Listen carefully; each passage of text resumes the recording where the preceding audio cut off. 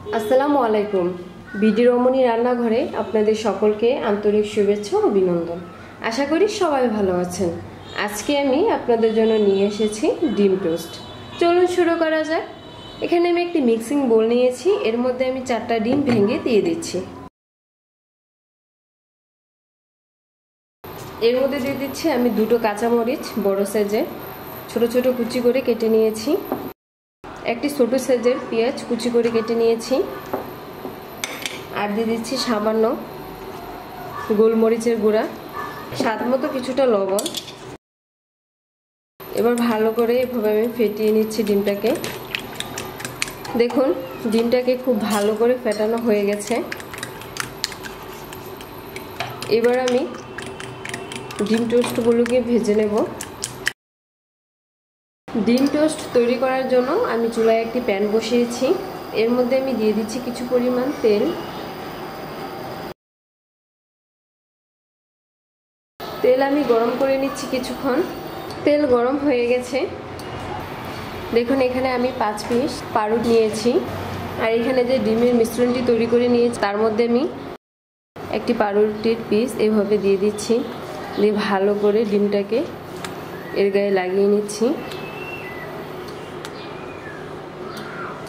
লাগিয়ে নেওয়ার পর এভাবে আমি দিয়ে দিলাম, দিয়ে এর উপর আমি কিছুটা ডিমের মিশ্রণ দিয়ে দিচ্ছি।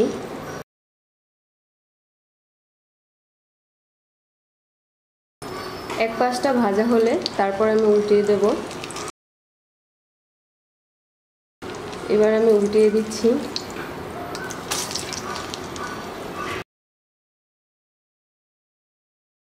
এভাবে আমি কিছুক্ষণ ভেজে নিচ্ছি।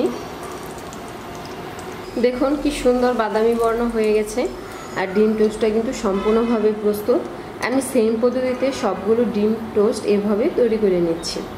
তৈরি হয়ে গেল মজাদার ডিম টোস্ট। খুব সহজে কিন্তু তৈরি করা যায়। সকালবেলা ঝটপট নাস্তায় আপনারা এই ডিম টোস্ট তৈরি করতে পারেন, অথবা বাচ্চাদের টিফিনে। বাচ্চারা খেয়ে খুবই খুশি হবে। আমি একটি ছিঁড়ে দেখাচ্ছি ঠিক কীরকম হয়েছে। দেখুন অনেক সফট হয়েছে, আর উপরের দিকটা কিন্তু একদম মচমচে, আর দেখতে যতটা সুন্দর খেতে খুবই মজা। আর একবার খেলে কিন্তু বারবার খেতে ইচ্ছে করবে। আমার এই রেসিপিটি ফলো করে আপনারা অবশ্যই বাসায় ট্রাই করবেন, আর কীরকম হয়েছে তা কমেন্টের মাধ্যমে জানাবেন। আমার এই রেসিপিটি ফলো করে যদি আপনারা তৈরি করেন তাহলে পারফেক্ট এই ডিম টোস্টটি তৈরি করতে পারবেন। ভিডিওটি যদি ভালো লেগে থাকে তাহলে অবশ্যই লাইক, কমেন্ট অ্যান্ড শেয়ার করুন। আর এরকম মজাদার এবং সুন্দর সুন্দর রেসিপি পেতে আমাদের এই চ্যানেলটিকে সাবস্ক্রাইব করুন। এতক্ষণ ধরে ভিডিওটি দেখার জন্য ধন্যবাদ। আজকের মতো এখানে বিদায় নিচ্ছি। আগামীকাল দেখা হচ্ছে নতুন কোনো রেসিপি নিয়ে। সেই পর্যন্ত সবাই ভালো থাকুন, সুস্থ থাকুন। আল্লাহ হাফেজ।